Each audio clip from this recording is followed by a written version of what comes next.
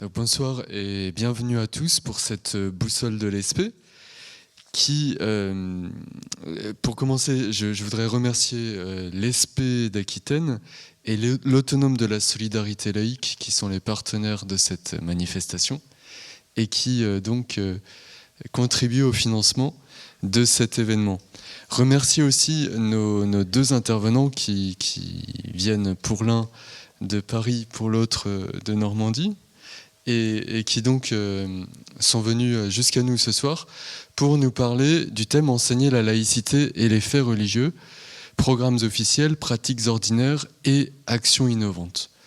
Les faits religieux, ils sont régulièrement érigés en priorité nationale, notamment quand le vivre ensemble est menacé, l'enseignement des faits religieux et de la laïcité. Mais sur le terrain, les pratiques sont très variées. Les rares enquêtes qu'on a sur la question montrent que les enseignants, autant ils considèrent qu'un enseignement ou une éducation à la laïcité est légitime, autant ils pensent que l'enseignement des faits religieux n'a pas forcément sa place à l'école publique, notamment pour le premier degré. Et les enquêtes semblent aussi montrer que, en raison d'un déficit de formation initiale, seuls les enseignants ayant eu une formation ou une éducation religieuse se sentent plus ou moins armés pour mener ce type d'enseignement aux faits religieux. L'enseignement et l'éducation à la laïcité posant aussi des difficultés pédagogiques. Alors pour en parler, deux intervenants que je remercie à nouveau d'être venus. Pierre Kahn, qui est professeur émérite en sciences de l'éducation, spécialiste de l'histoire de l'école et de la laïcité, et qui a notamment coordonné le groupe d'experts qui était chargé auprès du Conseil supérieur des programmes de rédiger les programmes d'EMC qui sont en vigueur encore actuellement, enfin qui étaient en vigueur qui ont été mis en vigueur en 2015 et qui ont changé depuis. Il est le président d'Enquête, une association qui est agréée par le ministère de l'Éducation nationale depuis 8 ans, qui propose des outils ludiques de découverte de la laïcité et des faits religieux pour les enfants et les adolescents.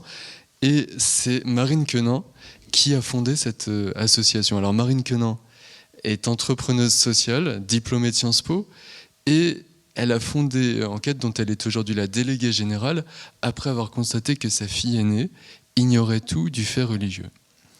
Alors, je leur laisse tout de suite la parole. La soirée va se dérouler ainsi. Chacun des intervenants aura une petite demi-heure pour parler, à l'issue de laquelle nous pourrons poser les questions et échanger. Il y a aussi tous ceux qui peuvent regarder cette soirée en ligne, en direct ou en différé, puisque notre soirée est retransmise sur YouTube et sera visionnable sur le site de l'ESP. Je laisse tout de suite la parole à qui est-ce qui veut commencer, Pierre? Moi, je vais dire des choses générales. Après, Marine va dire des choses plus particulières, plus concrètes. Bonjour à tous. Merci d'être là. Et merci à Charles Mercier et à l'ESP d'Aquitaine de nous avoir invités. Mon intervention, elle va voir un premier objet qui est de se demander est-ce que l'école républicaine, est-ce qu'elle s'est toujours préoccupée d'éduquer à la laïcité? La question de l'éducation à la laïcité est aujourd'hui une question qui est prégnante, qui est à l'ordre du jour, qui est inscrite officiellement dans les programmes, y compris dans les programmes d'enseignement moral et civique dont j'ai coordonné la première mouture, comme Charles vous l'a dit. Et donc la question que je pose, c'est est-ce que cette situation, cette donnée actuelle, est-ce qu'elle renvoie à l'histoire de l'école républicaine? Est-ce que dès son origine, l'école républicaine a eu cette préoccupation d'éduquer à la laïcité? La réponse, elle est assez elle est compliquée. Elle est... oui, elle est pas simple, on va dire. Elle est compliquée. Dans un sens, oui, l'école républicaine a éduqué à la laïcité. Mais dans un sens, je parle donc à l'origine, hein, l'origine de l'école républicaine, vous le savez sans doute, c'est les années 1880, c'est Jules Ferry. Hein. Donc dès son origine, dès sa constitution, l'école républicaine a évidemment mis en avant son caractère laïque. Et non seulement elle l'a mis en avant, mais elle en a fait en quelque sorte son emblème, hein, son caractère propre. Elle en a fait, si vous voulez, on peut dire les choses autrement, elle en a fait son identité. Hein. Pendant longtemps, ça n'existe plus aujourd'hui, les élèves, souvent dans des milieux ruraux, parce que l'école a longtemps été essentiellement une école rurale, l'école primaire en tout cas, disaient en parlant de leur école, la laïque. Ils disaient même pas l'école laïque, la laïque. Ils montraient que vraiment la laïcité servait à désigner l'école dans laquelle ils allaient. Donc il y avait une prégnance de l'idée laïque qui était extrêmement forte pour caractériser cette école. Hein. Et au fond, on peut dire, et c'est en sens qu'on peut dire, oui, l'école républicaine s'est toujours préoccupée d'éduquer à la laïcité, mais dans un sens où, finalement, ceux qui fréquentaient cette école, c'est-à-dire les élèves et les maîtres, étaient en quelque sorte appelés à intérioriser, si je puis dire, le caractère laïque de cette école. Alors, ce que ça veut dire, c'est que la laïcité, c'était évidemment un cadre juridique et administratif pour cette école. Mais c'est un cadre juridique et administratif qui régissait, par exemple, les programmes scolaires, qui régissait les conditions d'évaluation, qui régissait les conditions de recrutement des enseignants. Mais la laïcité n'a jamais été uniquement cela.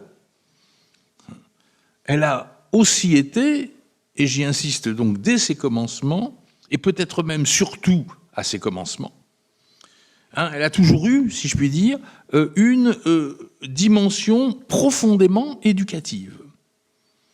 Et il est significatif à cet égard que l'école soit, dans l'histoire de la laïcisation des institutions en France, la première institution à avoir été laïcisée. Hein. La laïcisation des programmes scolaires pour l'école primaire date de 1882, la laïcisation des enseignants date de 1886, la laïcisation globale des institutions date de 1905, 25 ans après, une génération après. C'est-à-dire qu'il est significatif, au fond, que les républicains aient commencé à séparer l'Église de l'école avant de se résoudre, finalement, à la séparer complètement de l'État. Pour dire les choses autrement, la laïcité n'a jamais été simplement la neutralité scolaire. C'est-à-dire n'a jamais été simplement un cadre confessionnel à l'intérieur duquel les apprentissages scolaires devaient désormais se dérouler. Dès ses débuts, donc à la fin du XIXe siècle, elle a voulu faire de ce cadre même l'expression symbolique de la supériorité du régime républicain. Le concentrer en quelque sorte des valeurs qui constituent ce régime et que précisément son école se donnait la tâche de transmettre. Alors, il faut dire, puisqu'on fait un peu d'histoire là, que ce que je dis n'est valable à l'époque que pour l'école primaire. La laïque, c'était l'école primaire. L'enseignement secondaire n'était pas concerné par la laïcisation. Hein, et au fond, je dirais que l'enseignement secondaire on n'enseignait pas dans l'enseignement secondaire l'instruction morale et civique. Ça, c'était réservé aux primaires. Le secondaire, vous savez sans doute, c'était réservé à une toute petite élite sociale, environ 3 à 4% d'une classe d'âge, et on y faisait essentiellement des humanités classiques, c'est-à-dire du latin et du grec, et l'administration scolaire et le législateur, d'ailleurs, considérait à l'époque que faire des humanités classiques, ça servait lieu pour cette future élite social d'enseignement moral et civique ou d'instruction morale et civique. Donc ce que je dis ne valait que pour l'école primaire. Hein. Et ce n'est qu'après la Deuxième Guerre mondiale seulement qu'on a commencé à se construire ce que nous appelons aujourd'hui le système éducatif, qui n'existait pas en tout cas comme système unifié auparavant. Ce n'est qu'à ce moment-là que la laïcité est peu à peu devenue une problématique commune à l'ensemble des degrés d'enseignement. Il n'en reste pas moins que pour l'école primaire, la laïcité pouvait apparaître dès l'origine comme, si je puis dire, l'esprit même de l'école républicaine, qui était donc consubstantiellement, en quelque sorte, lié à son projet éducatif déclaré. C'est pourquoi la question de savoir si l'école, en tout cas l'école primaire, s'était toujours préoccupée d'éduquer à la laïcité, on peut bien répondre par l'affirmative, au sens où je viens de le développer. Mais en même temps, et c'est pour ça que je disais que la réponse à cette question, elle n'est pas simple, précisément parce que la laïcité était, au fond, ce qui donnait sens au projet éducatif républicain, elle n'a jamais été présentée à l'époque comme un objet d'éducation ou comme un objet d'enseignement. Je veux dire que c'est parce que, au fond, la laïcité imprégnait le projet éducatif global de l'école qu'elle n'avait pas besoin d'être un objet explicite d'éducation ou d'apprentissage. Et lorsqu'on regarde d'ailleurs les programmes de l'école primaire des années 1880 ou des années 1920, eh bien on s'aperçoit que ni dans le programme d'instruction morale et civique de l'école primaire, ni dans celui des écoles normales d'instituteurs, on ne trouvait quelque chose qui ressemble à une éducation à la laïcité. La laïcité n'était pas un élément identifié comme tel dans le cursus scolaire. Or, il me semble que cela a complètement changé. Aujourd'hui, la laïcité est devenue un objet d'éducation. Et je dirais que les choses ont commencé à changer tardivement. Ça fait globalement 30 ans, une quarantaine d'années au mieux, qu'on a commencé à faire de la laïcité un objet d'éducation.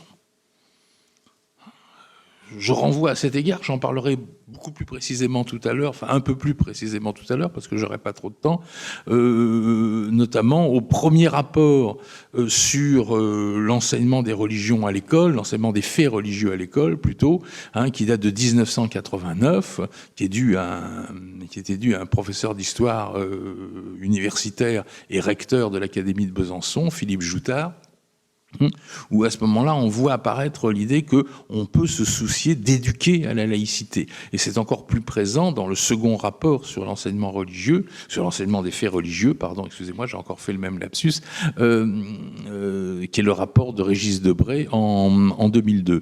Et on commence à voir dans les textes, évidemment, dans les déclarations des responsables administratifs de l'éducation nationale, l'idée que la laïcité doit devenir un objet d'enseignement autour des années 1980-90. On ne le voit pas avant. On ne le voit pas avant. Et depuis, et notamment depuis une dizaine ou une quinzaine d'années, l'éducation nationale se soucie, dans l'optique d'une éducation à la laïcité, c'est-à-dire de faire de la laïcité un objet d'éducation, se soucie de produire des ressources pédagogiques destinées à servir cette éducation. Je pense notamment, vous l'aurez sans doute compris, mais pas seulement, mais exemplairement, à la charte de la laïcité. Qui n'est pas simplement un rappel des valeurs, mais qui est un objet pédagogique, puisque les écoles et les maîtres, les enseignants, sont explicitement invités à travailler avec leurs élèves sur cette charte, sur l'ensemble de la charte, ou sur tel ou tel de ces articles. Alors, qu'est-ce qui explique ce changement, cette bifurcation ? Pourquoi, dans ces années-là, donc... Finalement, il y a très peu de temps, une trentaine d'années, la laïcité, de milieu éducatif allant de soi qu'elle était, est devenue un objet d'éducation. Il me semble que deux facteurs se conjuguent. Le premier facteur, c'est le fait qu'il existe de plus en plus, dans la société où nous vivons, une pluralité de convictions et de références culturelles. Convictions et références culturelles de plus en plus affichées, de plus en plus visibles. Et donc cela rend d'une certaine façon la question de la construction du monde commun de plus en plus problématique. Comment construire un monde commun? C'est une question à laquelle, il me semble, les enseignants se heurtent aujourd'hui beaucoup plus qu'ils ne s'y heurtaient il y a 50, 60 ou 80 ou 100 ans. Et deuxièmement, deuxième facteur, il me semble que on connaît actuellement, depuis aussi 30, 40 ans environ, un mouvement de désinstitutionnalisation de l'école. L'espace et l'ordre scolaire étaient, à l'origine, du temps de Jules Ferry, sans doute avant, mais en tout cas aussi du temps de Jules Ferry, un espace, un ordre qui était très fortement sacralisé. Solennel, qui produisait ses propres cérémonies, notamment la distribution des prix. Eh bien, c'est cette sacralisation qui, peu à peu, a disparu. Et les enseignants, ils sont de moins en moins considérés comme ayant une vocation, mais de plus en plus comme des professionnels qu'il s'agit de former à leur futur métier.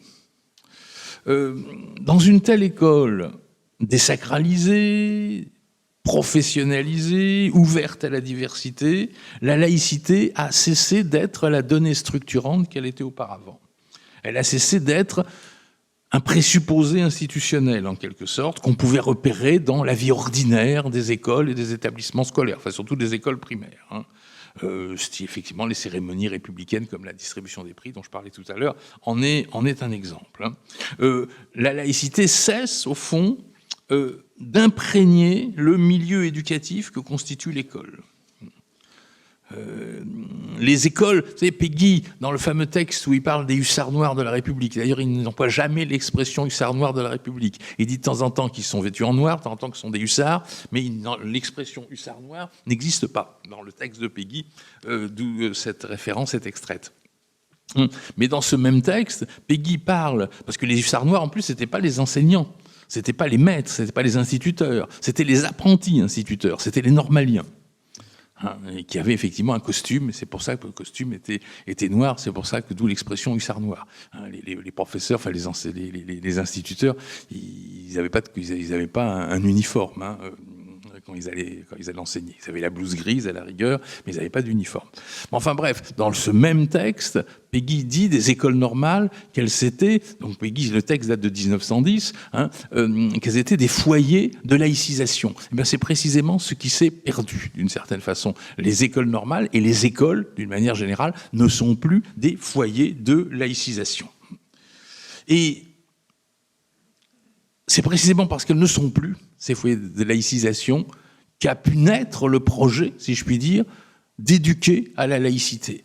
La laïcité ne remplit plus l'espace scolaire, et comme elle ne le remplit plus, d'une certaine manière, il fallait pallier ce vide qui existait, la laïcité restant le cadre à l'intérieur duquel les enseignements doivent se dérouler, il fallait qu'elle redevienne une valeur partagée par tous, parce que cette valeur n'allait pas de soi. D'où l'idée d'une éducation à la laïcité comme éducation, comme projet, au fond, relativement nouveau dans l'histoire de l'école française.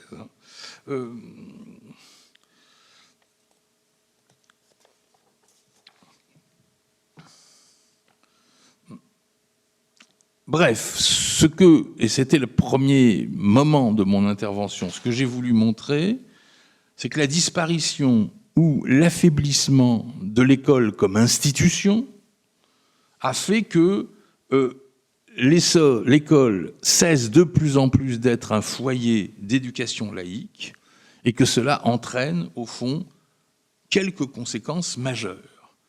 Premièrement, l'école ne renonce pas à éduquer à la laïcité, mais en proie à ce processus de désinstitutionnalisation, elle fait désormais de cette éducation non plus le bain dans lequel s'immergent les élèves, mais un objet à construire. Et un objet à construire en s'efforçant de le soumettre à des procédures pédagogiques explicites. Deuxième conséquence, je vais y passer très vite parce que ça m'entraînerait peut-être trop loin. Cette fonction éducative nouvelle assignée à l'école a tendance aussi à migrer hors de l'école. Et on la voit aussi apparaître dans une série d'associations, de centres sociaux, de centres sportifs, etc., dans lesquels, notamment, Enquête aussi, l'association Enquête est amenée à intervenir. Et troisième conséquence, dans les deux cas, à l'école et hors l'école, mais pour nous, c'est l'école qui nous intéresse, le projet d'une éducation à la laïcité, comme projet explicite, prend racine dans la conscience d'un manque, né du processus même de désinstitutionnalisation, manque au fond d'un lien social qu'il s'agit de nouer sans qu'on puisse désormais le présupposer.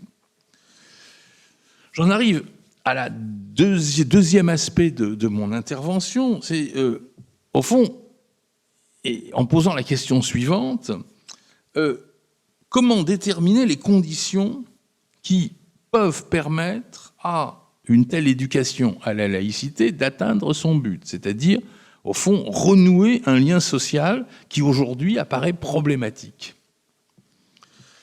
Eh bien, comment faire pour que cette éducation atteigne son but ? La première chose qu'il faut dire, c'est que cette éducation doit passer par la médiation de savoir. Si elle ne passe pas par la médiation de savoir, ça va être du prêchi-prêcha. Ça va être une pure édification morale, une pure exhortation, dont on peut se douter qu'elle aura extraordinairement peu d'effet sur les élèves. Ça doit passer par des savoirs, c'est-à-dire ça doit passer par des enseignements. Il y a des choses à savoir sur la laïcité.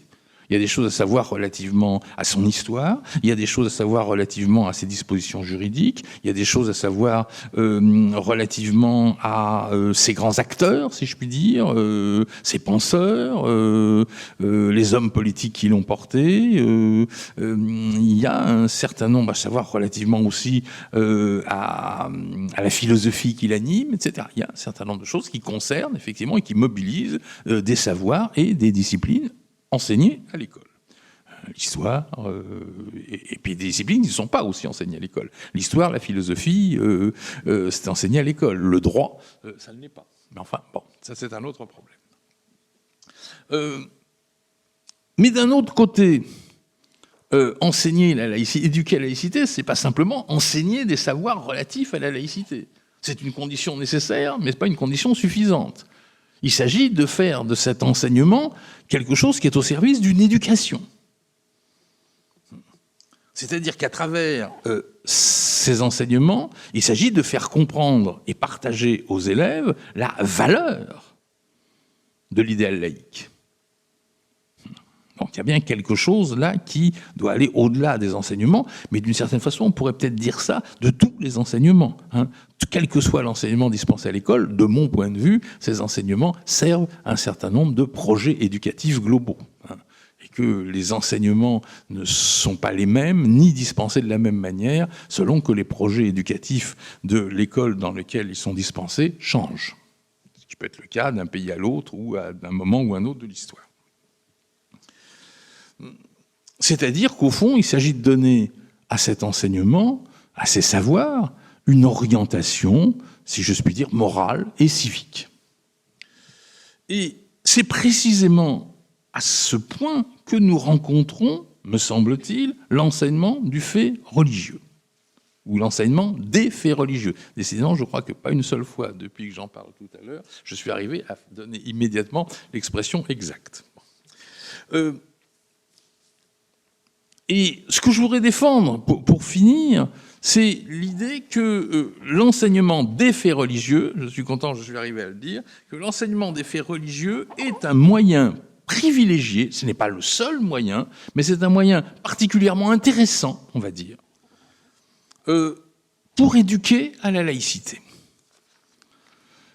Ce qui veut dire deux choses. Premièrement, cela signifie que l'enseignement des faits religieux ne s'épuise pas complètement dans sa finalité patrimoniale. Ça a été la première des finalités qui a été mise en avant lorsque, dans les deux rapports, celui du recteur Joutard en 1989 et celui de Régis Debray en 2002, dont j'ai parlé tout à l'heure. Ce que mettait en avant Philippe Joutard notamment, c'est que l'enseignement religieux, l'enseignement des faits religieux avait pour fonction, si je puis dire, de pallier un manque culturel, une ignorance culturelle, qu'il y avait un analphabétisme religieux, que les enfants, les élèves, les familles même n'avaient plus de références religieuses, alors que ces références font partie de la culture commune, voire les églises qui peuplent qui sont dans notre paysage ordinaire, voire les œuvres d'art, voire la littérature, et que, comme le disait aussi à son tour Régis Debray, on ne peut rien comprendre à une pièce comme Don Juan de Molière, on ne peut rien comprendre à la Tentation de Saint-Antoine de Flaubert, on ne peut rien comprendre aux scènes ou aux annonciations qui, comment dirais-je, sont extraordinairement nombreuses dans la peinture de la Renaissance, si on n'a pas un minimum de références culturelles concernant effectivement un certain nombre de faits religieux. Donc il y a une dimension patrimoniale. Mais cette dimension patrimoniale n'est pas la seule. Et d'ailleurs, y compris dans le premier rapport, pointait déjà, celui du recteur Joutard, pointait déjà l'idée qu'il y avait un autre intérêt à enseigner les faits religieux, c'est un intérêt citoyen, si je puis dire, qui n'est pas simplement patrimonial, qui n'est pas simplement de finalement réparer l'analphabétisme religieux existant. Et ça, qu'est-ce que cela signifie? Et cette idée, c'est de plus en plus, si je puis dire, affirmée. Elle est plus affirmée encore dans le rapport de Régis Debray que dans le rapport de Philippe Joutard. Et je pense qu'aujourd'hui, c'est une des idées essentielles qui structure le principe selon lequel il est juste, il est légitime d'enseigner les faits religieux à l'école primaire, au collège et au lycée. Une finalité citoyenne. Alors pourquoi et en quoi cet enseignement des faits religieux peut-il avoir ou remplir cette finalité citoyenne et pas simplement patrimoniale, pas simplement culturelle, si je puis dire? Bien, tout simplement, dans la mesure où cet enseignement des faits religieux ne consiste pas simplement à donner des éléments d'information sur les religions, mais consiste à aborder d'une manière évidemment absolument laïque. Il ne s'agit pas précisément, contrairement à ce que je dis depuis le début avec mes lapsus, d'un enseignement religieux, il s'agit d'un enseignement laïque des faits religieux, mais il s'agit d'aborder des questions communes, collectives, qui permettent aux élèves de comprendre d'une certaine façon que les croyances qui peuvent éventuellement être les leurs coexistent avec d'autres croyances ou avec des absences de croyances, et que par conséquent, il est possible de vivre et de trouver quelque chose qui soit commun ou qui puisse coexister entre différentes options convictionnelles, si je puis dire, possibles.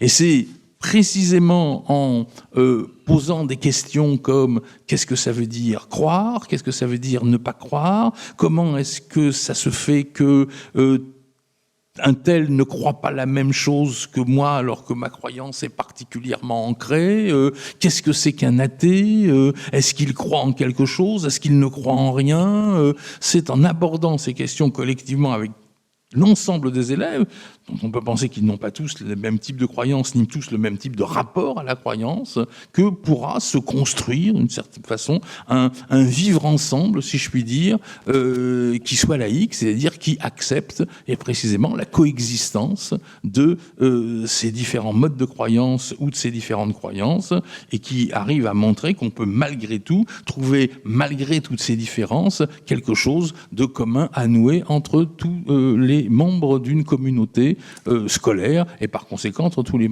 membres d'une société, entre tous les citoyens. C'est en ce sens-là que l'enseignement des faits religieux, me semble-t-il, peut servir à éduquer à la laïcité.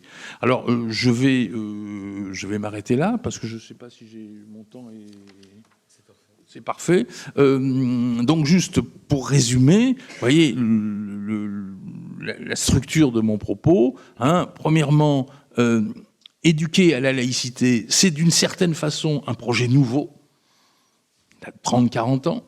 Deuxièmement, l'enseignement des faits religieux est un moyen, encore une fois, ça n'est pas le seul, mais c'est un moyen particulièrement intéressant pour mener cet enseignement dans le sens, effectivement, d'une confrontation raisonnée et pacifique entre des élèves qui n'ont pas tous les mêmes croyances, les mêmes convictions, ou tous le même rapport à leurs croyances et à leurs convictions. Voilà, je vous remercie de votre attention.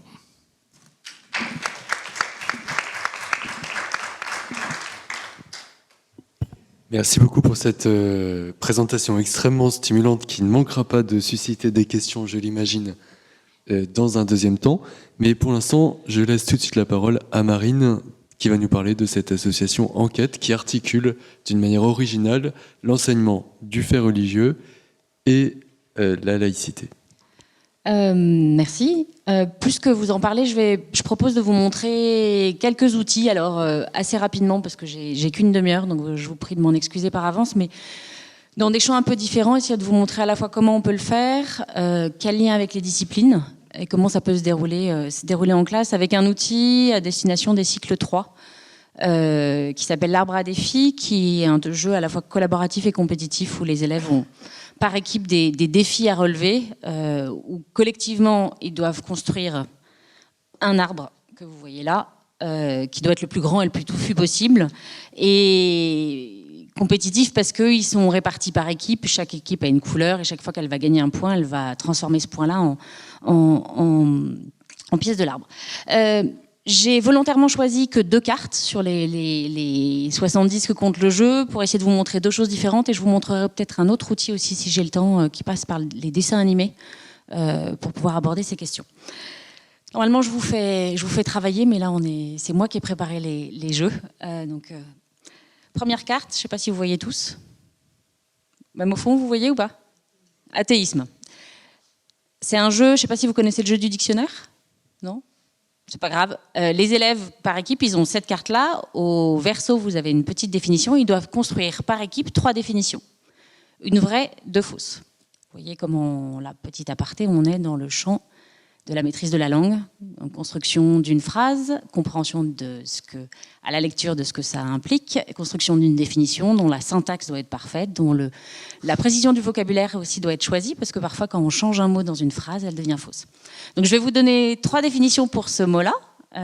Dans ces 3, il y en a seule une vraie, et je vais vous demander de me dire laquelle est la vraie. Je les ai construits rapidement, hein, donc j'espère que... première définition, athéisme. L'athéisme veut dire qu'on ne sait pas si Dieu existe. Deuxième définition, athéisme veut dire qu'on est sans religion. Troisième définition, athéisme veut dire qu'on ne croit pas à l'existence d'un ou plusieurs dieux. Est-ce que je vous la répète ou est-ce que vous savez répondre déjà? C'est bon? Alors, qui dit la 1? Personne. Qui dit la 2? D'accord, j'en ai 2 personnes. Qui dit la 3? Ah, c'est majoritaire. C'était en effet la 3. Pourquoi, à votre avis, la deuxième n'est pas la bonne? Je vous la répète, athéiste veut dire qu'on est sans religion. Est-ce qu'un athée, une personne sans religion est nécessairement athée? Non, vous allez avoir des personnes qui croient en l'existence de quelque chose qui s'incarne ou non dans un Dieu, mais qui ne se rapporte pas à une religion. Vous avez des gens qui s'en fichent, ce qui pour autant ils vont être des athées, pas nécessairement. Je vais vous montrer comment on peut essayer de reprendre la chose. Il y a 3 cartes en fait dans le jeu. Il y a une carte monothéisme, une carte athéisme et une carte polythéisme. Vous voyez ou pas le tableau? Je le mets comme ça. Alors, est-ce que vous pouvez me donner... Oula, c'est un truc qui écrit bien ça. 3 mots qui commencent par mono. Hors monothéisme. Monocycle, ça veut dire quoi monocycle?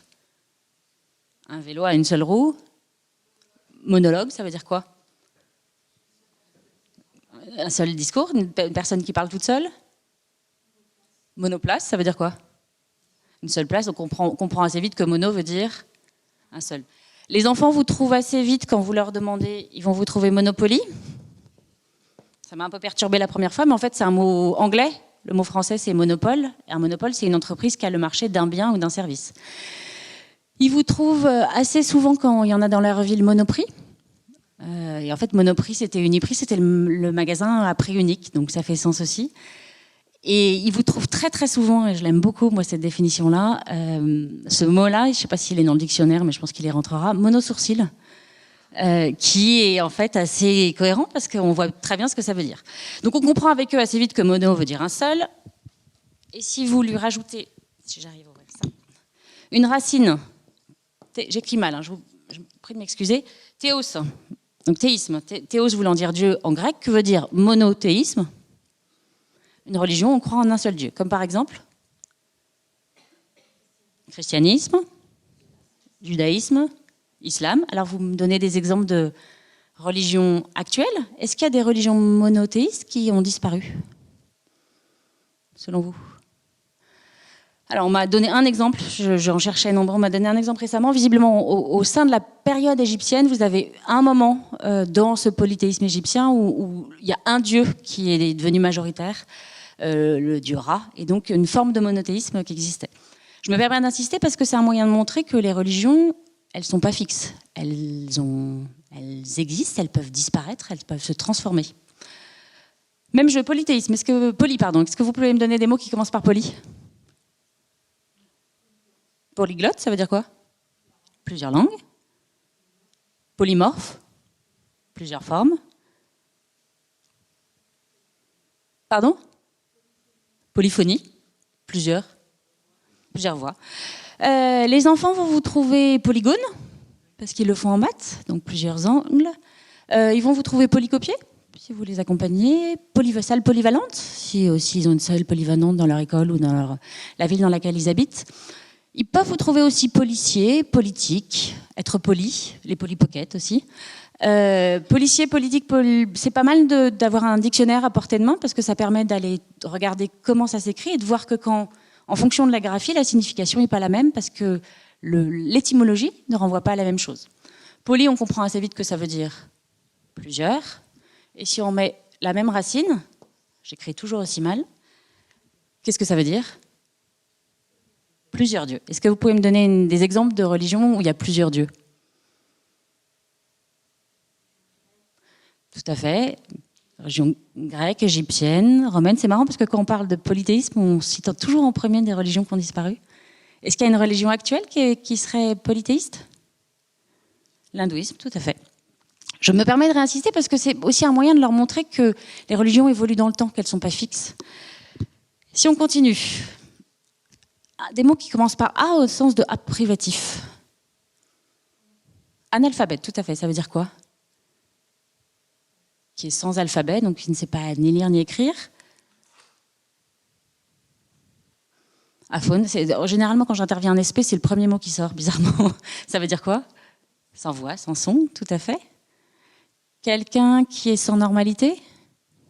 Anormal. Les 3 mots là que vous venez de citer, ils ne sont pas tout à fait intuitifs chez les enfants, mais en les accompagnant, on arrive à les trouver. Donc on comprend que le A est un privatif qui veut dire sans. Athéisme, qu'est-ce que ça veut dire du coup? Sans Dieu. Alors c'est un peu bizarre de définir quelqu'un parce qu'il n'est pas, avant de le définir par ce qu'il est. Il faut savoir que ce mot en fait a été conçu par des personnes qui étaient opposées à l'athéisme, dans des civilisations ou des cultures où la majorité était plutôt croyante, en un ou plusieurs dieux selon les endroits. Et donc, un mot qui avait été construit contre, qui est aujourd'hui investi pour, mais qu'il est intéressant quand on l'aborde avec les enfants de définir non pas comme quelqu'un qui est sans rien, parce qu'une personne, même si elle est athée, ne va pas être nécessairement sans valeur, sans éthique, sans éventuellement même spiritualité, donc de remettre du positif dans la façon dont on le définit. Et je vais vous montrer comment on peut monter plus loin avec les enfants et sur un mot qui est particulièrement intéressant, enfin un concept en fait qui est particulièrement intéressant à aborder avec eux. Ah, on a dit que ça voulait dire sans. Et si je vous mets une autre racine, gnosis en grec voulant dire connaissance, que va dire quelqu'un qui se dit sans connaissance sur ces sujets? Est-ce qu'il va se dire croyant? Est-ce qu'il va se dire athée? Ni l'un ni l'autre, en fait. C'est-à-dire qu'il affirme que tout ce qui relève de la conviction religieuse ne relève pas du connaissable. Ce n'est pas quelque chose sur lequel on peut savoir, on peut avoir des connaissances. Ne relevant pas du connaissable, il ne va pas se prononcer, ni en disant qu'il existe un ou plusieurs dieux, ni en disant qu'il n'en existe pas. Et là, l'intérêt, c'est que, sinon j'ai le problème avec le stylo, vous faites relire en passant par là, les enfants vous suivent très très bien. Passant par là, vous leur faites relire les trois autres de façon un peu différente. Et vous commencez à mettre un pied, je vais vous montrer comment, dans la laïcité par ce biais-là. En France, est-ce qu'on peut être croyant en un seul Dieu? Est-ce qu'on peut être croyant en plusieurs dieux? Est-ce qu'on peut être athée? Est-ce qu'on peut être agnostique? La laïcité permet que vous ayez la conviction que vous souhaitez. Non seulement que vous l'ayez, mais que vous puissiez en changer si vous le souhaitez aussi. Ce qui ne va pas être le cas dans tous les pays. Ce qui n'a pas toujours été le cas en France aussi. Donc on commence par ce biais-là à rentrer dans ces définitions-là avec une forme de prise de recul aussi en se disant qu'il y a la possibilité d'être agnostique et de ne pas se prononcer sur ces sujets. Alors, je vais passer à une autre carte. Vous allez voir, on est dans un domaine complètement différent. Est-ce que vous voyez, au fond, vous voyez ou pas? Arabe. Alors, définition numéro 1. Groupe d'individus répartis majoritairement au Moyen-Orient et Afrique du Nord qui partagent une religion. Définition numéro 2, groupe d'individus répartis au Moyen-Orient et Afrique du Nord qui partagent une langue. Troisième définition, groupe d'individus habitant l'Arabie Saoudite. Est-ce que vous voulez que je vous la relise ou pas? Non? Qui dit 1? Qui dit 2? Vous êtes fort. Qui dit 3? Là, on a 3 cartes. Non, on a 6 cartes en fait. Avec arabe, et vous allez comprendre assez vite pourquoi, il y a arabe musulman, français chrétien et juif et israélien. L'enjeu étant, à partir de ces cartes-là, d'amener dans un premier temps les enfants à différencier 3 choses qui relèvent de la nationalité. Qu'est-ce que c'est qu'une nationalité? Pardon? Un pays, d'accord. Et une appartenance de quel ordre? Juridique, d'accord. Donc un pays, donc un État-nation avec un territoire, des frontières, et qui se matérialise comment? Comment est-ce qu'on peut prouver qu'on a la nationalité d'un pays? Avec des papiers, tout à fait, qui vous permettent, qui vous donnent des droits, des devoirs, des protections. Si vous êtes d'une nationalité particulière, que vous êtes à l'étranger, qu'il vous arrive quelque chose, votre ambassade va se mettre en quête pour essayer en tout cas, de vous défendre, de voir comment ça se passe, etc. Conviction, donc on l'a abordé, on peut être croyant, non-croyant, indifférent aussi, agnostique, athée. Une origine. Qu'est-ce que c'est? Est-ce que ça a un lien juridique avec un pays? Ça va être quoi? Ouais, racine. Est-ce que vous avez d'autres mots qui vous viennent en tête? Généalogie, ancêtre, attachement, culture. C'est très très large, c'est un attachement avec une origine, si on prend arabe, une origine géographique. Là, en particulier, ça va être le partage d'une langue. Mais ça va pouvoir être aussi l'origine, les pays d'origine de vos ancêtres, par exemple. Donc on passe par là pour amener les enfants à différencier ces 3 aspects. Plus précisément, se rendre compte que l'un n'égale pas l'autre, nécessairement, et puis de voir après comment on peut les recombiner. Est-ce qu'on peut être français et chrétien? Oui, français et bouddhistes, français et musulmans, français et athées. Vous voyez aussi comment on reboucle sur la question de laïcité, là. En France, la nationalité n'est pas liée à une conviction. Ça n'a pas toujours été le cas en France. Encore une fois, il y a quelques centaines d'années, vous étiez citoyen du roi si vous partagiez la religion du roi. Il y a des métiers que vous ne pouviez pas exercer si vous n'étiez pas de la même religion, des droits que vous n'aviez pas. Il y a des pays dans le monde aussi où vous n'avez pas le droit de changer de conviction. Où vous n'avez pas le droit d'avoir la nationalité d'un pays si vous n'êtes pas d'une certaine conviction. Est-ce qu'on peut être marocain et musulman? Marocain et juif? Vous êtes sûre, madame? Oui. La communauté juive au Maroc, elle est moins importante que ce qu'elle était il y a un certain nombre d'années, mais par exemple, un des conseillers principaux du roi du Maroc est un juif marocain. Est-ce qu'on peut être arabe et musulman? Ouais. Arabe et chrétien? Ah bon? Vous êtes sûre, madame? Oui. Pardon? En Syrie, au Liban, en Égypte, vous avez une très grosse communauté chrétienne. Est-ce qu'on peut être arabe et athée? Ah non, madame, ça, c'est pas possible. Ah non, quand on est arabe, on prend Dieu. On en revient sur la question de la perception de l'athéisme, en fait, par ce biais-là. Comment est-ce que c'est perçu? Le lien potentiel aussi avec l'association, avec l'idée d'être apostat ou d'être mécréant, mais donc de revenir sur oui, on peut être arabe et athée. Est-ce qu'on peut être juif et israélien? Est-ce qu'on peut être juif sans être israélien? Oui. Est-ce qu'on peut être juif et arabe? Juif, arabe et chrétien? Si, vous avez des personnes d'origine palestinienne qui sont chrétiennes et qui ont la nationalité israélienne. Est-ce qu'on peut être juif, arabe et musulman? Vous avez un parti à la Knesset qui est un parti arabe-musulman. Je ne dis pas que tout est très simple en termes politiques dans ce pays, néanmoins, c'est possible. Est-ce qu'on peut être juif et noir? Oui. Est-ce qu'on peut être français et sénégalais? Oui, ça s'appelle comment? Double nationalité, là on est vraiment dans du juridique. Est-ce qu'on peut être chrétien et musulman?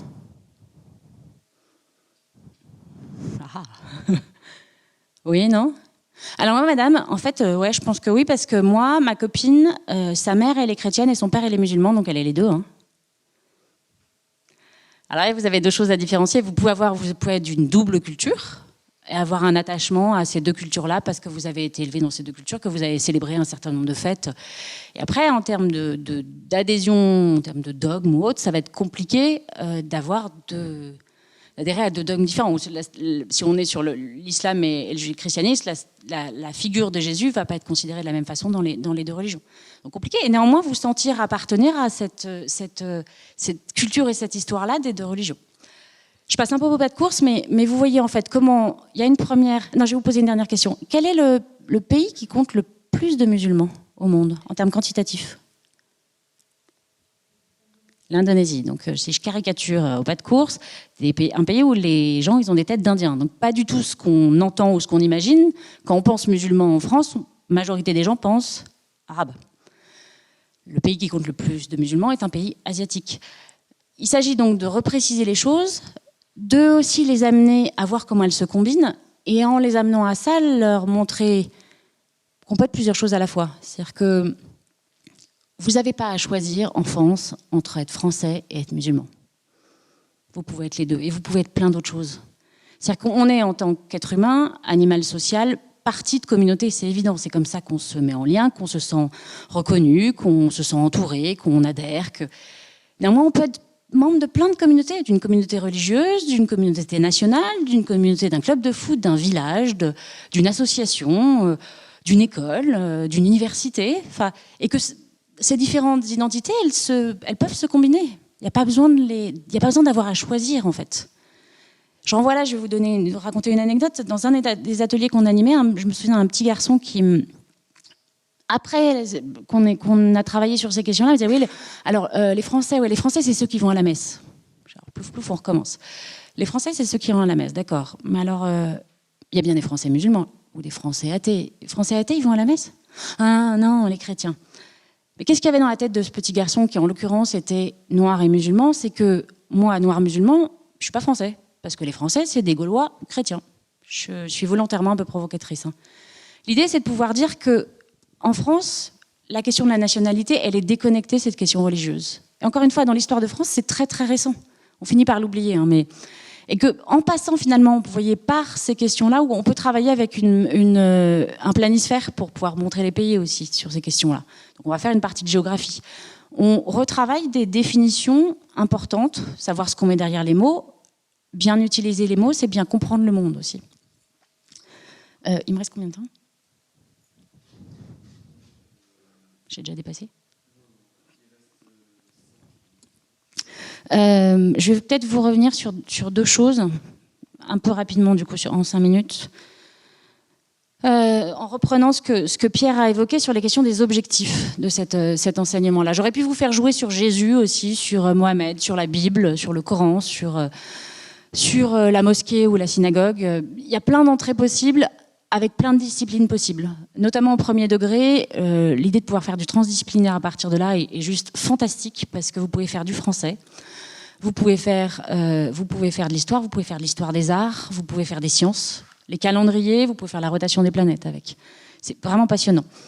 Si on revient sur les objectifs, je vais zapper directement le premier parce que Pierre a très brillamment expliqué comment la question du patrimonial était intéressante mais pas primordiale. À mon sens, passer par l'enseignement des faits religieux, l'objectif plutôt, les objectifs de l'enseignement des faits religieux sont triples. Il y a une vertu d'apaisement, premièrement. C'est-à-dire que ça ne vous aura pas échappé qu'on entend parler du religieux essentiellement par les crises et les extrêmes, tant dans les médias que dans les débats politiques. Comment voulez-vous que les enfants n'aient pas peur quand ils entendent parler que des fous ou des hystériques? L'idée de pouvoir générer dans une classe un espace, de créer un espace où on puisse en parler calmement, hors de ce débat hystérique et hors aussi d'un enseignement confessionnel ou d'une transmission familiale, ça permet en tant que tel d'apaiser. On se rend compte vraiment que les enfants ont plaisir à parler de ces sujets-là. Deuxième objectif, c'est aider vos élèves à développer un rapport réfléchi au religieux. Ça veut dire quoi? Ça veut dire travailler sur la différenciation entre croire et savoir. Ça ne veut pas dire les opposer ou les hiérarchiser, c'est juste leur faire comprendre que ça ne relève pas du même ordre, que ça ne répond pas aux mêmes questions. Une religion, elle n'a pas besoin d'être prouvée. Elle n'a pas besoin qu'on lui apporte des preuves parce que elle ne répond pas à ces questions-là. On peut avoir des très bonnes raisons de croire, mais je ne pourrais jamais, si je suis croyante et que vous êtes athée, vous prouver l'existence de Dieu. Et vous, vice-versa, vous ne pourrez jamais me prouver qu'il n'existe pas. Parce que ce n'est pas l'objet. Deuxièmement, comprendre et respecter le fait qu'il existe une pluralité de convictions. Il y a des gens qui ne croient pas les mêmes choses. Et troisièmement, très important, faire aussi comprendre à vos élèves qu'il existe une diversité interne à chacune d'entre elles. C'est-à-dire que, globalement, parler du juif, parler du musulman, parler de l'athée ou du chrétien, ça n'a pas beaucoup de sens. D'abord parce qu'il y a différents courants dans chacune d'entre elles, mais vous avez aussi des façons très particulières, individuelles, de se relier à un texte, à une pratique, à une spiritualité. Faites votre histoire de votre pays, de vos appétences personnelles. Et puis, si même on revient à un niveau encore plus micro, vous ne serez pas la même personne. Est-ce que vous êtes la même personne aujourd'hui qu'il y a 10 ans? Non. Est-ce que vous serez la même chose dans 15 ans? Sans doute pas. Et que donc on évolue aussi dans ces rapports à ces questions-là. Et troisième objectif, faire adhérer à la laïcité. C'est-à-dire leur permettre de rentrer dans ce sujet-là par du positif. C'est-à-dire leur faire comprendre d'abord ce que ça leur apporte avant de leur dire ce que ça leur enlève. Et donc ça ne se résume pas à la loi de 2004, si je fais courir un peu caricatural. Et d'autre part, qu'ils en comprennent l'utilité au quotidien. Et si je l'illustre de façon très terre-à-terre, qu'est-ce que ça veut dire quand je suis assis à côté d'un copain qui ne croit pas la même chose que moi?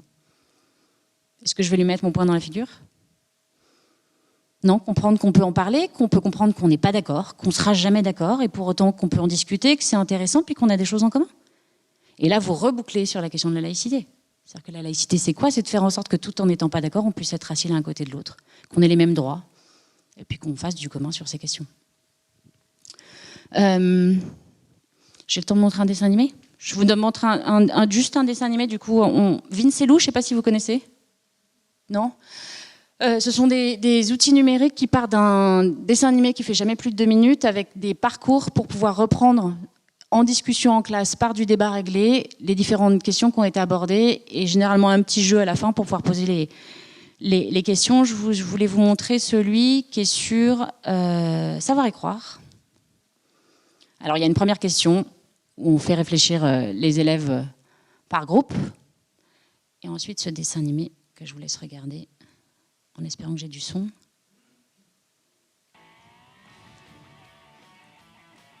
Alors, comment le son?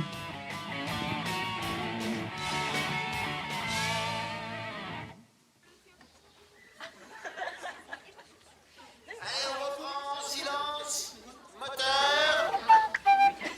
Ouais, qu'est-ce que tu fais? Oui. 6e question, Napoléon. Napoléon, tu sais ou tu crois qu'il a existé?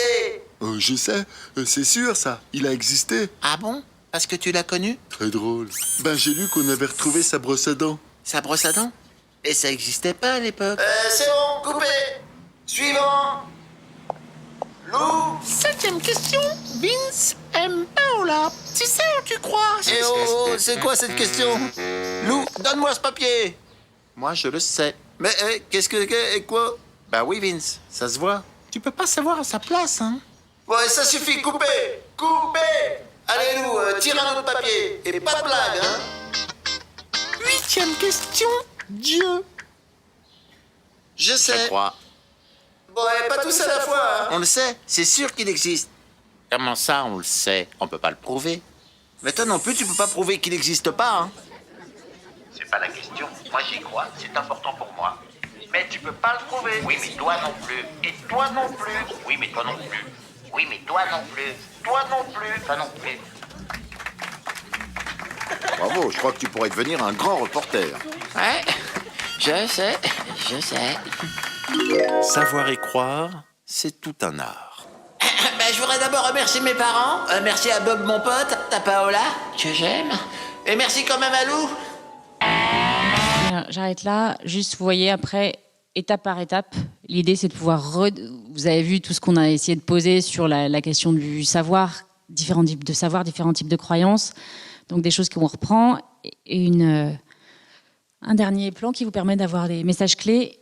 Et, j'en finirai par là, un guide d'accompagnement qui permet, étape par étape, de disposer aussi des points de connaissances pour pouvoir relancer avec les élèves sur les points qui sont abordés. Comme l'arbre à défi est accompagné, auquel j'ai joué tout à l'heure, d'un guide pédagogique qui permet d'organiser séquences et séances avec les différents points de connaissances nécessaires pour le faire. Je vous invite, si vous le souhaitez, à venir chercher un petit flyer sur Enquête, parce qu'on a pas mal d'outils en ligne accessibles gratuitement qui pourraient éventuellement vous intéresser si vous souhaitez mettre en place des choses en classe. Et par ailleurs, Vince et Lou est accessible gratuitement pour les enseignants du public, donc ça peut vous intéresser et vous pourrez éventuellement m'écrire si vous voulez un code. Je m'arrête là. Merci. Merci beaucoup pour cette intervention passionnante et passionnée où on sent la motivation intérieure qui rejaillit dans l'enthousiasme avec lequel la question est abordée. Alors, est-ce que Céline Pio, qui est la référente laïcité, co-référente laïcité, a pu entendre la conférence et souhaite une première réaction ou une première question? Elle n'est pas là? D'accord. Alors, peut-être je vais passer dans la salle pour faire circuler le micro pour que les questions puissent être posées. Bonsoir. Oui, alors donc je suis étudiant en M1 dans la mention CPE. Alors, c'est plus une remarque et je voudrais m'en excuser parce que je ne tiens pas du tout à polémiquer là-dessus, mais je pense que c'est quand même intéressant puisque c'est un outil, l'arbre à défi, qui est à destination des enfants. Sur la définition d'arabe, les Arabes viennent principalement du Moyen-Orient et très très peu du Maghreb. Et la plupart des enfants à l'école française viennent principalement du Maghreb. Et je pense que c'est litigieux et un peu dangereux de les qualifier d'arabes quand on sait que c'est une tension actuellement dans les pays maghrébins. Voilà. Qu'il y a beaucoup de là-bas de communautés qui tentent d'exister face à cette arabisation. Et je trouve juste... je pense que la précision, en tout cas, comme les Indonésiens, les Arabes aussi viennent d'Asie, et les Maghrébins d'Afrique. Voilà, je tenais juste à le dire parce que ça m'a un peu gêné pendant votre présentation de l'outil que j'ai trouvé tout à fait intéressant. Oui, vous avez tout à fait raison, et m'en excuse, je suis allée vraiment au pas de course. Hein. La question, d'abord pour commencer dans les définitions, c'est que c'est hyper court, et l'idée, elle est derrière de reprendre et de remettre de la complexité là où les définitions sont faites pour simplifier et du coup se rapprochent du faux. Donc de revenir sur le fait qu'il n'y a pas que des Arabes en Afrique du Nord, c'est important. De savoir d'où viennent les Arabes aussi, qu'est-ce qu'ils ont en commun. Qu'est-ce qui fait que quelqu'un se dit arabe? Ça, c'est la première chose. D'être sans doute plus... Je suis allée très très vite, hein, d'apporter plus d'informations sur la question. Et puis après, moi, ce que je trouve vraiment intéressant, c'est de pouvoir, une fois qu'on a fait ça, surtout de montrer qu'on peut être plusieurs choses à la fois. Enfin, comme ce que vous disiez, c'est-à-dire que quand on travaille sur les symboles, par exemple, qu'on leur fait travailler avec du vrai et faux sur le symbole de l'islam, le symbole du christianisme, le symbole du judaïsme, il y a souvent des choses, c'est sur mon drapeau. Alors, on va retravailler la chose aussi. C'est sur quel drapeau? C'est quoi mon drapeau? Ça veut dire quoi? À quoi ça renvoie? Et donc, de pouvoir prendre en compte une partie de ce qu'ils estiment être leur identité, tout en leur disant, tu peux être ça, mais tu peux être aussi plein de choses, et tu peux être français, et tu peux te sentir appartenir à une autre communauté. On voit que sur ces questions-là, il y a un vrai besoin de le prendre en compte, je trouve. Après, je vais dans votre sens sur le fait qu'il faut surtout une définition arabe par rapport aux autres, je trouve, est particulièrement compliquée à effectuer. Mais donc, remettre de la complexité, je vous suis. Je peux juste rajouter un mot. Les fiches que vous a présentées Marine, de toute façon, ne sont pas figés. Enquête, c'est aussi doté d'un comité scientifique, avec des spécialistes des religions, et des sciences des religions notamment, et dont un des buts est d'essayer de revoir les fiches notamment quand on se trouve face à ce genre de difficultés définitionnelles. Donc, mais c'est pour ça que votre question est tout à fait justifiée. Et il est tout à fait possible qu'un jour, le comité revoie effectivement et précise effectivement ce genre de définition. Et en tant que CPE, il y a des outils pour les plus grands aussi. Peut-être parce que les élèves fabriquent leurs 3 définitions à partir d'un texte plus étoffé qui se trouve en haut de la carte. Et ça pose peut-être aussi le problème de, effectivement, la définition qui est juste...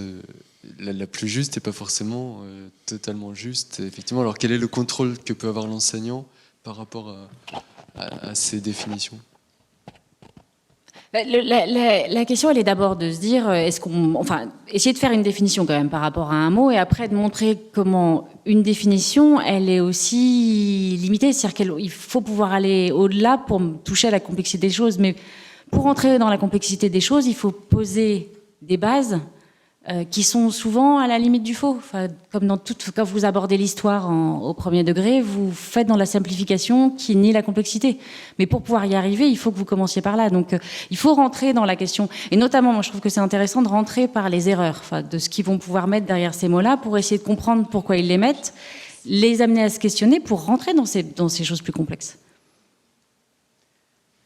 Oui. Bonsoir. Merci beaucoup à tous les deux pour les présentations. Moi, je suis enseignante ici pour le premier et le second degré en histoire, géographie, EMC. Mais j'ai enseigné aussi dans le secondaire et en fait, je repensais là à ce jeu avec les cartes. En troisième, une élève qui, elle, se définissait... Enfin, je ne suis pas rentrée non plus justement dans la complexité des choses. Je n'ai pas travaillé ça avec eux, parce que j'étais peut-être mal à l'aise et en retard aussi sur le reste. Et voilà. Mais elle dessinait continuellement le drapeau algérien en cours. Et je pense qu'elle se définissait aussi comme musulmane. Mais du coup, à quoi là on va se raccrocher quand il n'y a rien qui fait l'adhésion à la République française et voilà. Après, peut-être effectivement, je serais rentrée dans le détail, il y aurait eu des des passerelles qui auraient pu être creusées, mais quand un élève se définit hors France, hors laïcité, hors chrétienté, hors république, voilà, comment on peut arriver à lui enseigner cette question de la laïcité? Je répondrai en 3 points. Alors, si il y avait une réponse magique, vous l'auriez déjà. Hein. Oui.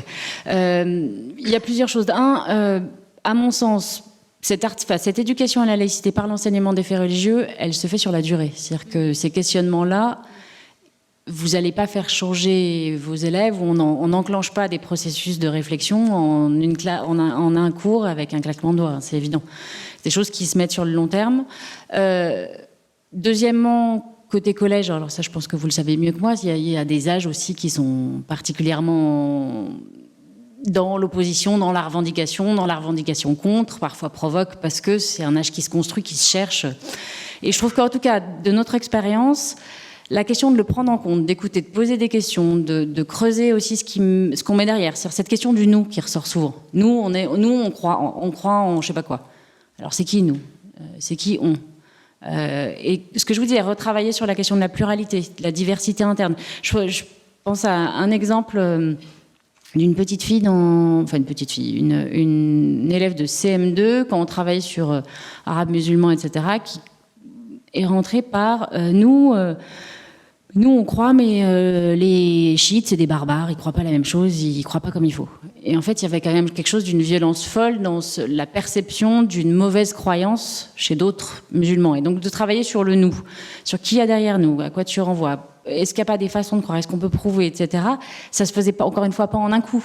Mais en rentrant par ces questions de questionnement, vous les faites bouger aussi doucement sur ce rapport à soi, au pays où on habite, à son histoire, à son adhésion, et à cette question de la multiplicité des identités aussi, qui est importante. Mais oui, ça se fait sur le long terme. Hein.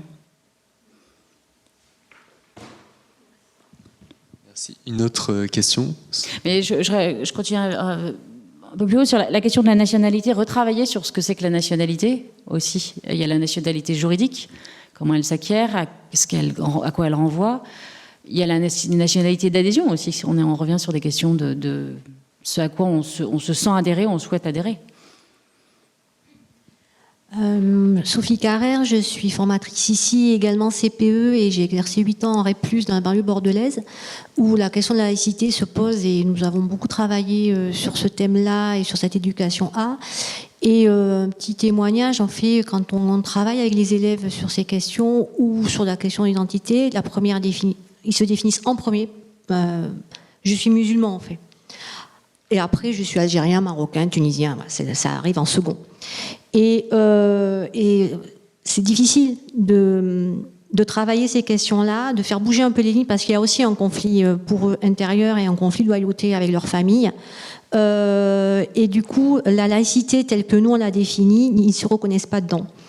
Et moi, j'ai vu cette évolution sur ces 8 dernières années, sur ces questionnements sur cette laïcité, avec des questionnements de plus en plus précis, de plus en plus à la fois sur des enseignements dispensés, sur des expositions qu'on peut aller voir, et malgré tout le travail qu'on fait sur la laïcité. C'est-à-dire que la laïcité, il faudrait la définir autrement que ce qu'elle n'est en France, en fait, pour nous.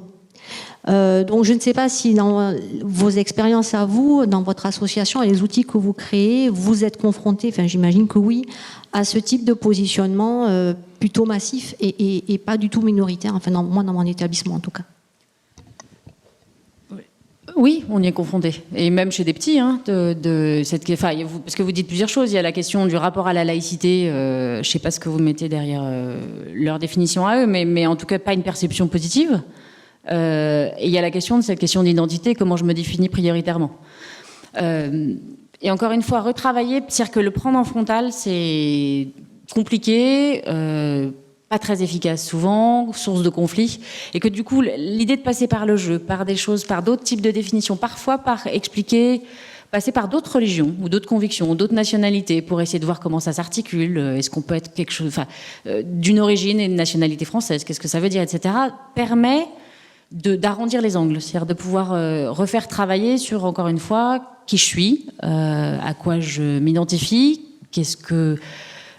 comment je veux être reconnue, et encore une fois, les amener aussi à comprendre qu'on n'a pas à choisir entre ces différentes choses. Et ce qui est le cœur de la chose, parce que c'est, comme vous le dites, il y a une histoire à la fois de conflit de loyauté. Il y a aussi un truc, je vais être un peu caricatural, hein, vous voulez pas de nous, allez vous faire foutre, quoi. Donc moi, je vais vous dire que je suis autre chose, parce que ça, il y a des choses sur lesquelles on n'a pas de prise, mais néanmoins redéfinir ce que c'est que la nationalité française, comment elle s'acquiert, qu'est-ce qu'elle accorde comme droit. En droit, on est tous égaux en France. Égalité des chances, certes, il y a des choses à faire, mais en termes de droit et en termes d'horizon démocratique, on est dans un état de droit où vous ne pouvez pas être traité différemment en fonction de la couleur de votre peau, de ce que vous croyez ou croyez pas, de votre genre, et revenir sur l'existence de ces choses-là. Après, ça ne veut pas dire qu'il n'y a pas des choses à améliorer, hein. Mais en tout cas, la question de passer parfois par des biais détournés, de passer par le débat, c'est-à-dire de laisser aussi certaines choses s'exprimer qu'on n'a pas très envie d'entendre parfois, qui mettent mal à l'aise. Parce que si elles ne sont pas dites là, elles ne peuvent pas être traitées, en fait. Si on leur dit « t'as pas le droit de dire ça, arrête un peu », ils vont se taire, mais soit ils le reprendront pour vous provoquer, soit ils l'utiliseront quand même avec leurs copains dans la cour. Il y a vraiment un autre où il faut les traiter. Et c'est là où passer par le jeu aussi par moments et par les discussions est intéressant. Et la question du positionnement est un tout petit peu différent à mon sens avec les grands ados. C'est-à-dire qu'avec les petits, on a quand même un fil directeur, on va les questionner mais en les emmenant. Pour les plus grands, la parole des pères est nettement plus convaincante que celle de l'adulte par moment, et que du coup tout l'enjeu il est celui d'arriver à questionner pour que les pères entre eux se fassent bouger aussi, parce qu'ils sont pas d'accord parfois, hein, aussi, et ils se font avancer les uns les autres, et c'est là où moi je trouve que c'est particulièrement opérant, parce qu'on s'est retrouvé à intervenir dans des endroits qui peuvent paraître un peu chauds, où c'est pas toujours très simple, mais on arrive à des choses qui sont passionnantes. Si je puis rajouter quelque chose, c'est sûr que c'est difficile. Si c'était pas difficile, justement, l'institution ne se donnerait pas le projet d'éduquer à la laïcité. Ce que j'ai expliqué tout à l'heure, si c'était un allant de soi, la laïcité pour tout le monde, effectivement, le problème ne se poserait pas d'une certaine façon. Il se pose parce que c'est difficile. Alors bon, je redis un peu ce qu'a dit Marine, c'est-à-dire que ça se passe dans la durée. Puis de toute façon, c'est comme tout enseignement ou toute éducation, on ne mesure pas les effets de cette éducation, parce que les effets sont souvent très lointains, et nous on n'est plus là, enfin, on n'est plus à leur contact quand ils arrivent, hein, et je dirais que ce qui rend les choses encore plus difficiles par rapport à ce que vous avez dit, c'est que, parce que vous avez dit, une phrase qui m'a frappé, ils ont une conception qui n'est pas notre conception de la laïcité, mais ce qui rend les choses encore plus difficiles, et ça peut-être on a vraiment des progrès à faire, c'est que nous n'avons pas la même définition de la laïcité dans le débat public. Je veux dire, il y a plusieurs définitions de la laïcité qui s'affrontent dans le débat public. Y compris au conseil, au comité, je ne sais plus comment ça s'appelle, des sages, instauré par notre ministre depuis 1 an et demi.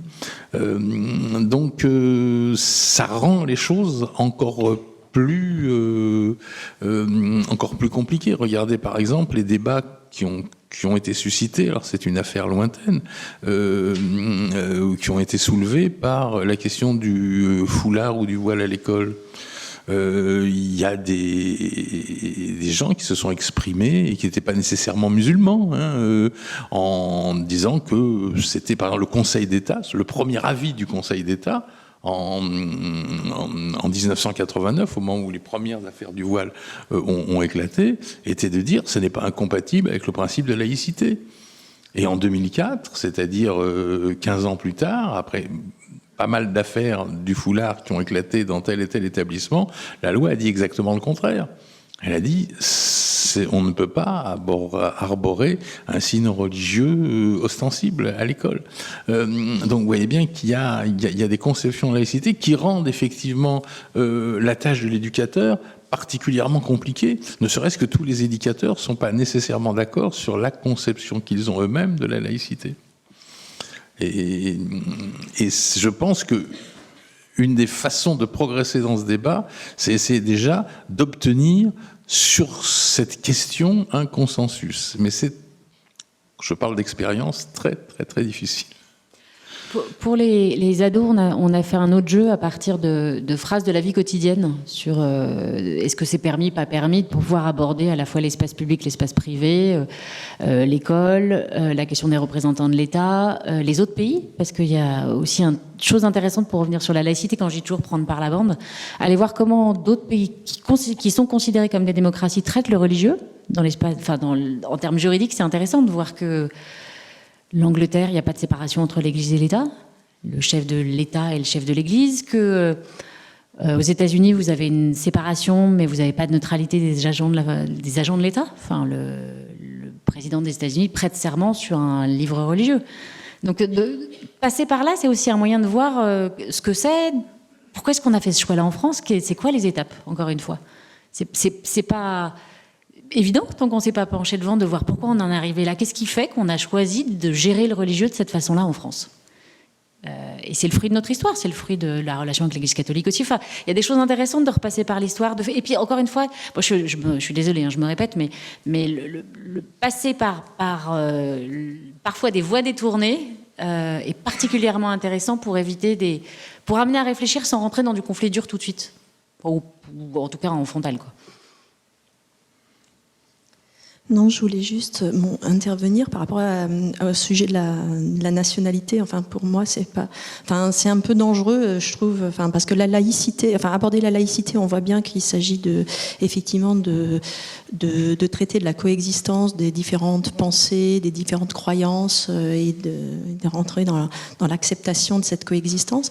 La nationalité, c'est autre chose. Et je pense que c'est particulièrement, c'est pour ça que c'est compliqué, c'est parce que cette petite fille, par exemple, qui peut-être dessinait le drapeau marocain ou le drapeau algérien, la posture dans laquelle elle se trouve, c'est que si ses parents sont tous les deux de nationalité algérienne ou marocaine, elle est de nationalité algérienne et marocaine, et il va falloir rentrer dans une démarche d'acquisition de la nationalité qui va prendre plusieurs années et qui généralement, si elle en fait la demande, va se concrétiser à la majorité. Donc du coup, ça veut dire qu'elle va passer toute sa scolarité au primaire, au collège et au lycée en n'étant pas de nationalité française, et que en plus, généralement, l'acquisition de cette nationalité peut aboutir au renoncement à l'autre nationalité qui a été la sienne pendant plusieurs années. Et donc, on peut comprendre là qu'on a une fracture extrêmement forte qui peut aussi, donc qui génère un enjeu.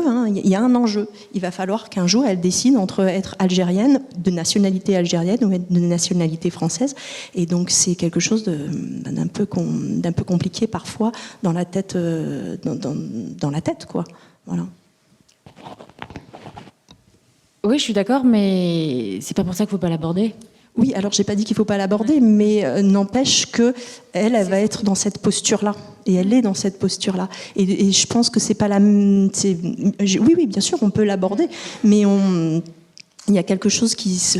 Enfin, je suis en train juste d'expliquer la difficulté que ça cause, et que du coup, voilà, c'est pas forcément par rapport au sujet qui nous intéresse aujourd'hui. Alors vraiment, on va être amené à l'aborder, mais justement, toute la complexité, c'est que traiter de la laïcité ou du fait religieux, c'est toute la complexité, c'est de faire voir que c'est aussi autre chose. Enfin, même s'il y a des liens, mais voilà. Alors, comme il nous reste très très peu de temps, je propose qu'on prenne dans l'enfilade les deux autres questions et puis que vous fassiez une réponse globale en 60 secondes chacun pour rester dans le temps.